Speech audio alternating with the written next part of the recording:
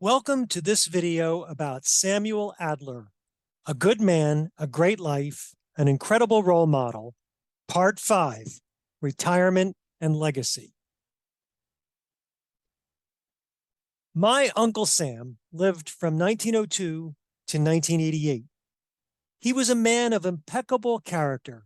He abided by a strong set of morals and had a penchant for honesty. Sam was an incredible role model that younger generations of our family should be proud to call one of their ancestors. And now we will start a short recap of parts 1 to 4, which can all be found on YouTube. Simon and Olga Adler had 6 children. Sam, in the middle in the blue box, was one of those 6 children. And this is what I call a descendants tree. It shows all the descendants of Simon and Olga Adler.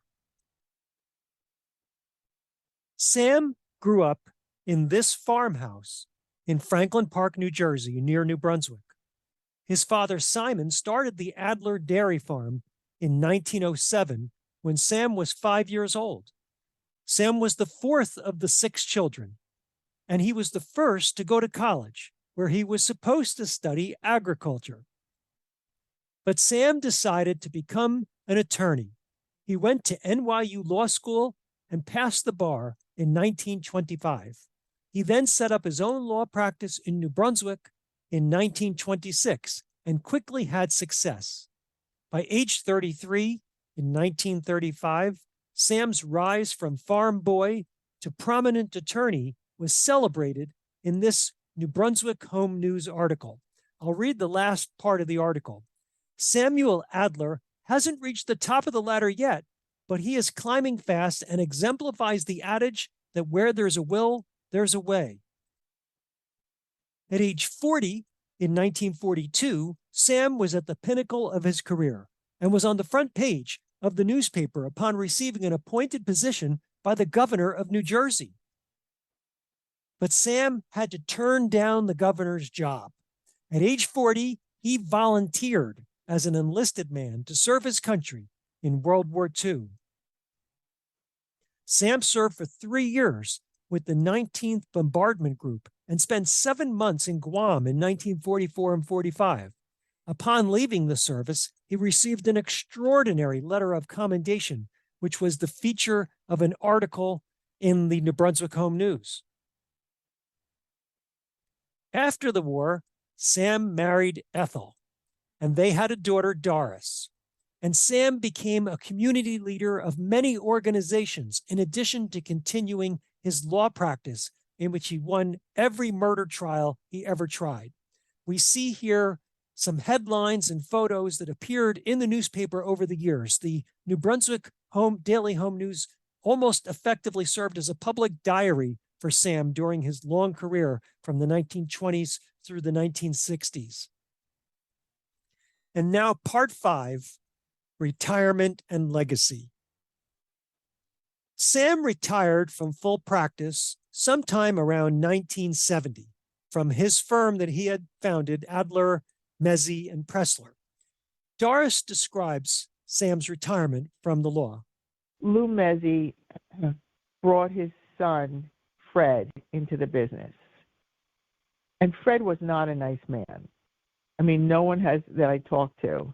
He was like a spoiled rich kid and nasty. It was my father's law firm that he came into, and my father owned that building, and he wanted to buy him out, and he would just annoy the hell out of my father when he went down into the office. He just didn't want to go there anymore, and so he just like walked out, and then I guess he sold Fred the building, and he was done. So he wasn't too old when he retired. No, he wasn't. He was probably in his late 60s, something like that. In 1970, Sam was honored for his lifetime contributions to the Jewish community, contributions in both time and money. Doris discusses Sam's philanthropy. I don't know how much money he gave, but I know that he was investigated by the IRS not once, but at least, 2 or 3 times, because no one believed for the amount of money that he made that he gave so much money to charity. He gave a lot of money to various charities. In fact, there's a story that I think Sandra tells. We were all at the Passover table, and I was like a little kid. I don't know, maybe I was like 5 years old or something. And my father was lecturing about how important it was to give to charity. And I said, charity begins at home, Daddy. Sam and Ethel focused on their health. Doris describes her parents as the original health people. They were the original health people. Like when it wasn't popular in those days. My mother had a very healthy diet in the house. My father went to the health food store and he'd get his nuts and his seeds, and he did his exercises every day, every single day. I'd see him he'd be on the floor doing, his leg lifts and everything that he could do to keep strong. But Sam also had some back problems that he eventually had to have surgery for and was in some substantial pain. Doris describes this. He had back surgery when he was in his 60s, and he never really totally recovered from it in terms of having full mobility. When he walked, he had that little bit of a limp. It was pretty extensive. In fact, it was at the same time that I went away to school. And so I still remember going to Boston by myself, as a new student, my freshman year. My father went into the hospital. It was not near the house. And my mother took the train to go because he had to go to a special doctor. I don't remember that much except that getting better took him a long time, and he had to work very hard at the rehab. And they said, you'll never walk without a cane. And he did. He did. He didn't need a cane. I know he was in pain. He had arthritis. My father was not a complainer. They were both so stoic, it was ridiculous. I saw little things that he wrote, about getting over on pain and just putting it out of your mind and doing the best you can. Sam had been a past president of the Urban League, which focuses on helping the Black community, and also the United Negro College Fund in central New Jersey. And he was greatly appreciated in the Black community. Doris tells a little story about how much he was appreciated in the Black community. He liked to have friends that were a little odd, that were entertaining and adventurous, which he was. But he befriended a lot of people. Oh, this is a cute story. He was already into his 80s, and we went out for lunch, the three of us. And the way the cars were in those days, I was sitting in the middle of my parents in the front seat of the car. We're driving down that main street in New Brunswick, and it was slow. It was we were going slowly, and I think I was talking to my mother. And before I knew it, we had run into this car ahead of us. It was not any kind of a fender bender or anything, but we bumped that car because we didn't stop. My father had fallen asleep at the wheel. The guy gets out of the car. He's a Black guy, and he was furious. And my father gets out of the car, and he looks at my father, and he goes, "Mr. Adler? Hi. Oh, so good to see you." My father was president of the Urban League. So he took all these cases for poor Black people pro bono. He didn't charge them. He was a big hero because that was part of his whole humanitarian thing. He was just wanted to help people, and he wasn't a money-hungry guy. So don't misinterpret that whole story about Geico. It wasn't really about the money. It was about hitting it. You know what I'm saying? Because they didn't like to spend money anyway. My father, that's how I got to be so ambitious. Every time I asked for something, do you really need it? So I got to a point where I didn't even ask. I'd go out and get a job and buy it. And it was usually a luxury that I knew I wasn't going to get. Yeah, he did so many things pro bono for various people. But that particular incident remains in my mind because It was so incredible. The guy was so angry. He was practically jumping up and down. And then when my father got out of the car and went to see him, he was like, "Mr. Adler?" Oh, he put his arms around him and hugged him.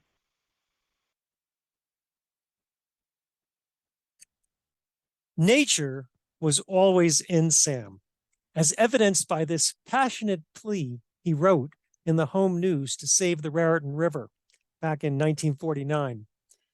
Sam started becoming a prolific letter to the editor writer, though, after he retired in 1970. But let's listen to Doris describe how nature was in Sam. I did send Sandra a copy. I don't know whether she kept it or not, of the start of this book that he was writing. He wrote about his love of nature, and he truly did love nature, and he just thought it was the most wonderful thing. How could you believe that there's no creator when you look at all these beautiful things in nature? And he really felt, the beauty of his surroundings. Probably one of the reasons why he liked to fish and be out on the water and, go to places where there was a lot of natural beauty. In the beginning of the book, he talks about growing up on the farm, and he said, he loved it because he was in nature and nature was in him. He said he was in nature and nature was in him, and that was just woven into him as a person. He liked the story about he was living on the farm even when he grew up. I think he lived there until he married my mother because it was a wonderful place. Everybody loved it. Sandra talks about it all the time.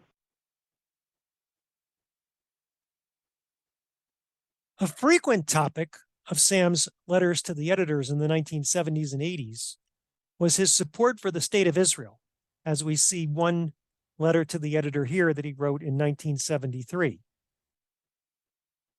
and another one supporting the state of Israel that he wrote in 1981. In 1979, Sam wrote a letter not to the Home News this time, but directly to the Egyptian President Anwar Sadat, congratulating him on the historic Israel-Egypt peace treaty.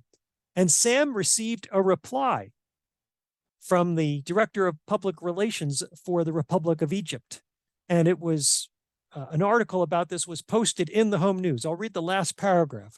From Mahmoud Abdel Nasser, Director of Public Relations for the Republic of Egypt, Adler's letter drew this response. His Excellency, President Sadat, has received your kind message of support for the peace treaty.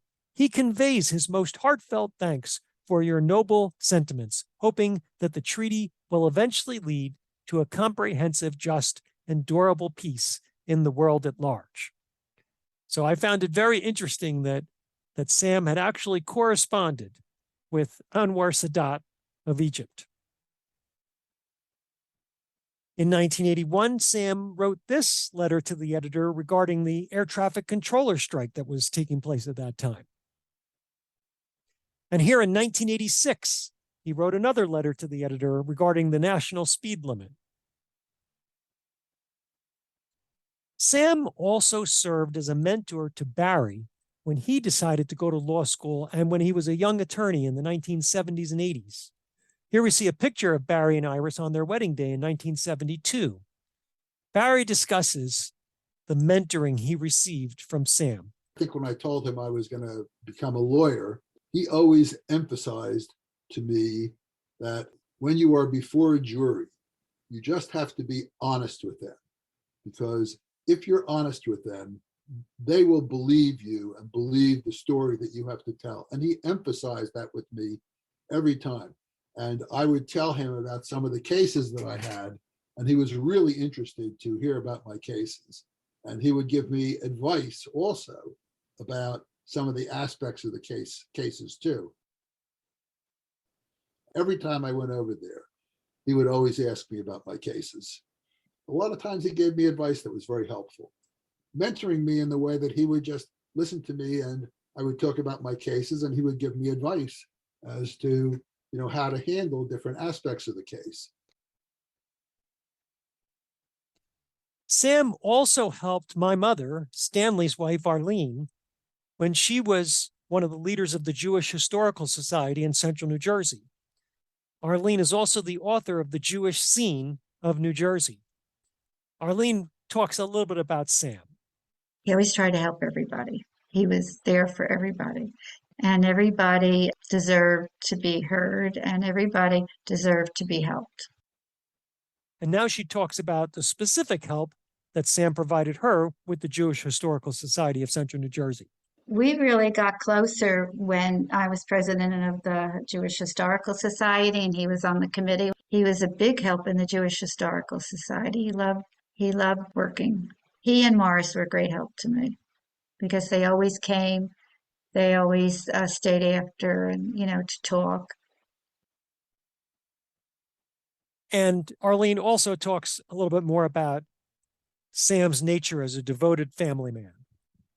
And he was a very devoted family man. He was devoted to his business and it was devoted to the whole family, just the whole family. Everybody was very important to him. Sam also stayed active with the veterans of foreign wars. Here, he provides Christmas gifts in his role as judge advocate of the veterans of foreign wars during Christmas time in 1978. That's Sam in the middle with the eyeglasses. My personal favorite story about Sam is something he told to me in the mid-1980s, around 1985, something that took place at the 40-year reunion he had with soldiers who had been in Guam. Here I'm telling the story to Doris. He told me this in the early 80s, that he had just come from a 40-year reunion with soldiers from Guam. There was some kind of secret that the other soldiers were talking about. And your dad was surprised that they were talking about it because they had been under orders never to talk about it, whatever it was. And they were like, it's 40 years ago. We can talk about it now. But the big thing about the story was how your father had kept the secret for 40 years, and he kind of expected everybody else would have kept the secret, and was kind of surprised that anybody else would be talking about it. Whatever it was, I can't imagine it needed to be kept secret in the 1980s. That demonstrated his character.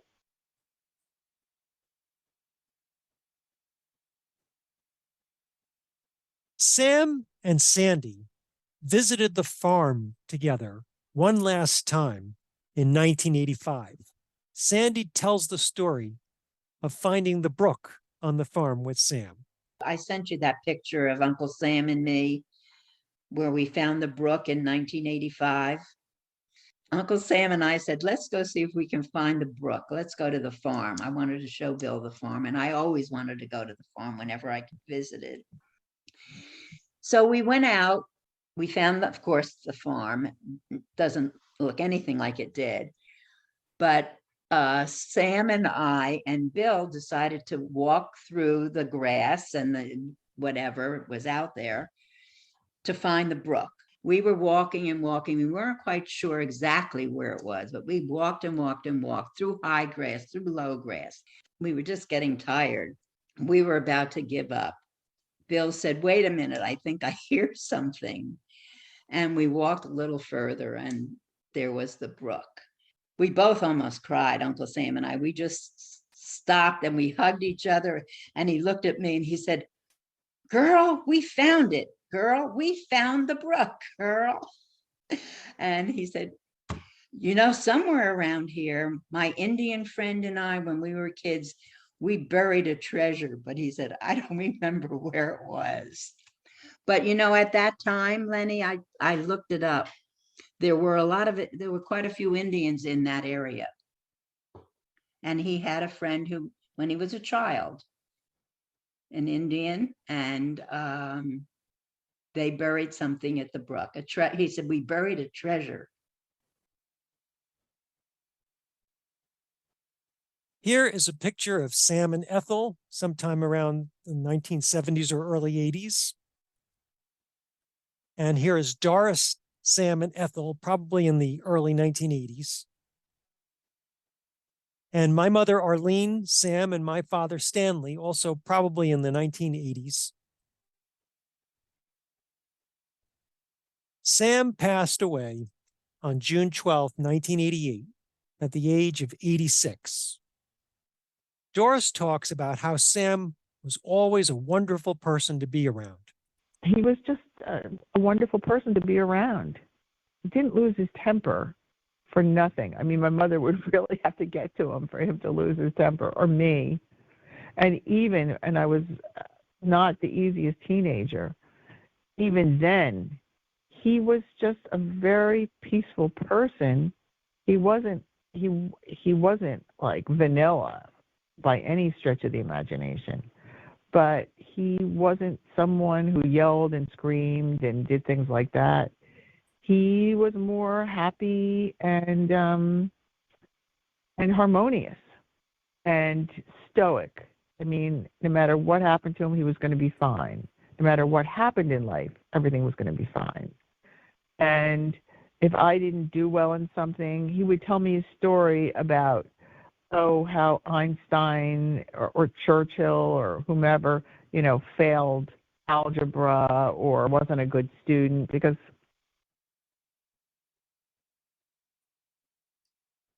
Sam is buried in Washington Cemetery in North Brunswick, next to Ethel.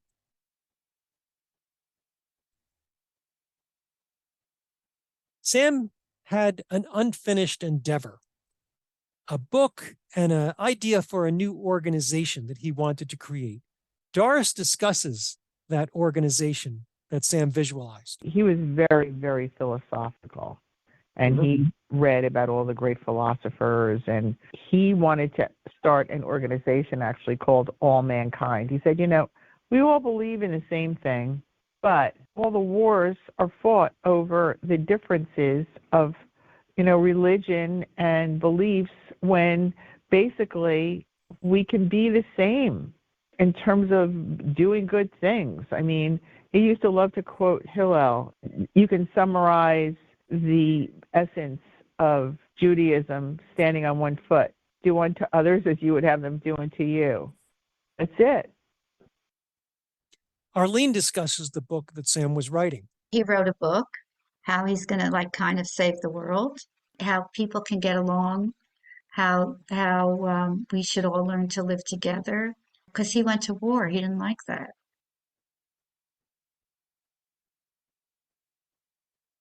Doris discusses some of the key things that Sam wanted to be remembered for. He hated lying or anything that had to do with lying. And he always used to say, a liar hates a liar and a thief hates a thief. You can tell me anything and I will forgive you. Just don't ever lie to me. And he meant it. My cousin Joe Dickstein loves this story about my father, and this is just a very small, it's not totally apropos, but it is. We were going to a restaurant, and it was the whole family, and we had a reservation. And something happened, and they decided they were going to go to a different restaurant. In those days, nobody had a cell phone. My father made my cousin pull over in the middle of whatever into a phone booth to call the restaurant to cancel. Now, we weren't even in a place that we would ever go again. They didn't know us. But he said, that's not right. He said, we made a reservation and we're not going to be there, and we have to do the right thing. They have to know that we're not coming. And, my cousin Yussel, Joe Dixon, he loved that story because he was like, that's what your father was about. He always wanted to do the right thing. When my father believed something and it was part of his fabric, he would tell me the story or the whatever it was, the saying, many, many times in my lifetime. And I mean many, many times. So one of them was about judgment. He didn't believe in judging people. Maybe that's why he was so empathetic to people that were down. He would say, You don't judge an Indian until you step into his moccasins. What he's saying is you can't look down on people or look up to people or look at people and judge them because you really don't know what their life is like. There's so much good in the worst of us and so much bad in the best of us that it doesn't behoove any of us to talk about the rest of us. That concludes this series on Uncle Sam. I hope you all enjoyed this and took away some key lessons for how to live your life. For more information about this video or to provide feedback, please see my contact information on the screen. I would love to hear your feedback. Thank you, and that is the end of the video now.